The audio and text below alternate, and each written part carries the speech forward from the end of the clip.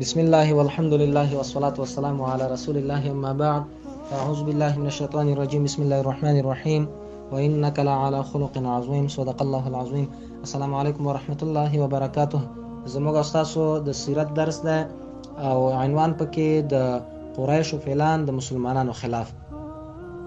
کله چې نبی کریم صلی الله علیه وسلم موږ تاسو په تیر درس کې ویلې په مدینه منوره کې په کارونو باندې بوخت شو او د مسلمانانو ترمنځ کارونه تنظیمول او برابرول، نو په دغه اساس وخت کې نبی کریم صلی الله علیه وسلم دا غوښتل چې د مسلمانانو په منځ کې داسې یو د امن فضا برابر کړي چې د هیڅ پرته له کوم ویرې او ډار نه خپل ژوند ته ادامه ورکړي.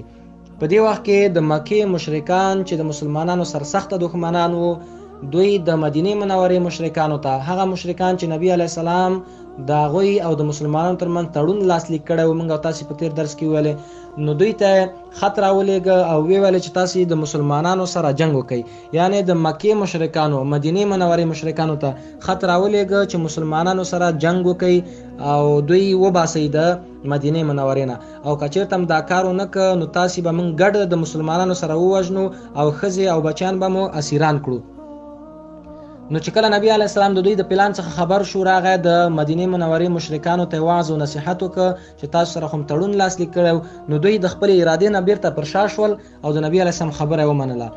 بیا سعد بن معاذ رضی الله تعالی عنه چې د اوس د قبیلې چې په مدینه منوره کې دوه قبیلې وې، ما تاسو ته ویلي، یو اوس قبیله وه بل خزرج قبیله وه، د دوی ترمنځ ډېر دښمنیان هم وې. نو د اوس د قبیلې رئیس سعد بن معاذ رضی الله تعالی عنه دا لاړه مکې مکرمې ته د طواف په خاطر باندې، د عمرې په خاطر باندې، او ځان سره ابو صفوان امیه بن خلف ځان سره بوته. نو چې هلته لاړل ابو جهل ولیده او ویې پیژنده او ډېر تهدید که او اخطار ورته ورکړه چې ته راځې مکې مکرمې ته او طواف او عمره په ډاډه زړه باندې کې، او حال دا چې تا بيدینو خلکو ته ځای ورکړی، مسلمانانو ته بيدینه دوی به ورته ویل چې دا بيدینه شوي دي، دوی ته دې ځای ورکړی، او قسم په الله که ابو صفوان در سره نه وی نو ته مې ولاکه پرېښی وی، روغ به نه وی رانه تلی خپل کور ته.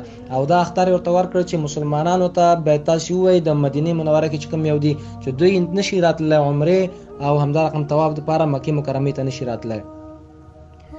دوی دا غوښتل چې د اوس او خزرج په منځ کې چې کوم یوه د ورورګلوۍ تړون نبی علیه السلام لاسلیک کړی و چې دا بیرته ختم کړي او د دوی ترمنځ اړیکې خرابې کړي لکه څنګه چې مخکې خرابې دي. ځکه په انجیل کې د عیسی علیه السلام نه وایي داسې نقل شوی چې دا یهودان او دوی چې دي نصوارا دا د ښامارانو په شان باندې دي، نو دوی همیشه غوښتل چې د دوی هغه پخوانۍ دښمني چې کوم یوه په ورورۍ باندې بدله شوې دا بیرته راوسپړي او دوی سره په دښمنۍ واچوي. د دې حال ته ورسېدل چې په مدینه منوره کې بیا ناامني شوه او هر سړی ویرېده تر دې چې صحابه کرامو به د یو بل پیرې کولې، د نبي علیه السلام پیره به یې کوله. نو بیا الله تعالی د سورة المائده آیات راولېږه، الله نبي علیه السلام ته وایي چې والله یعصمک من الناس، الله تا ساتي د ټولو خلکو نه، یعنې د ټولو خلکو د ضررونو نه الله تا ساتي. بیا هغې نه وروسته د ترمذي حدیث دی چې نبي علیه السلام صحابه کرامو ته وویلې چې تاسې ټول ما نه رخصت استئ او زما پیرداري الله تعالی کوي. بیا د دې نه وروسته الله تعالی د قتال یا د جهاد مشروعیت راولېږه، مسلمانانو ته اجازه ورکړه چې تاسو کولی شئ نور جهاد وکړئ. تر دې وخته پورې لا جهاد فرض نه و. جهاد یو د جهاد مشروعیت دی، یو یې فرضیت دی. جهاد مشروع شو خو د کفارو په مقابل کې لا فرض شوی نه و، الله تعالی آیات نه و رالیږلی. نو جهاد په دوم کال د هجرت باندې فرض شو، د فرضیت دوم کال دی، د هجرت په دوم کال باندې په مدینه منوره کې فرض شو.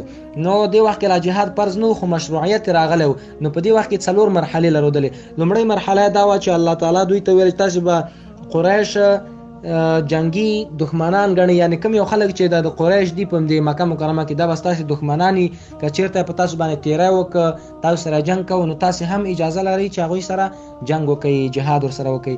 دومه مرحله دا وه چې د هغه چا سره به مسلمانان جګړه کوي چې د قریشو پلوي او ملاتړ کوي. کوم د خلک چې په مکه مکرمه کې دي د هغوی پلوي چې څوک کوي، مسلمانان به هم د دوی په خلاف باندې جنګیږي. درېمه مرحله دا وه چې د هغو یهودو سره به جګړه کوي، کومو یهودو چې مسلمانانو سره په تړون کې غداري کړې ده او خیانت یې کړی، دوی سره مسلمانان کولی شي چې جګړه وکړي.